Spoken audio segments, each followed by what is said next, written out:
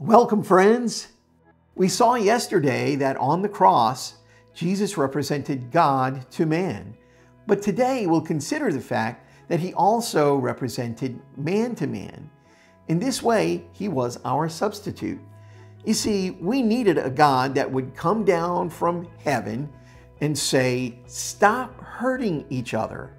I know the world is hard and bad, and there is danger and violence and tragedy at every turn. If you need to take it out on someone, here, take it out on me." He was the substitute victim of our violence and hatred for one another.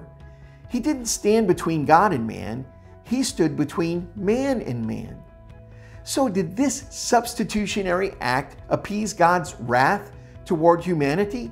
And did God need a bloody act of violence to forgive his beloved human race? We'll learn the answers to these questions tomorrow. Godspeed, my friends. Have you ever wondered what God is like? At times, he's been depicted as a malicious and overbearing dictator, and other times as an uninvolved and impersonal force. Some say we can't put God in a box. He's too mysterious, too unpredictable.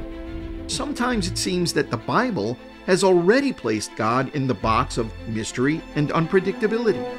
But if we connect all the dots the Bible presents, we actually can find the box that God fits into. And we might be very surprised when we clearly see the God who fits into that box.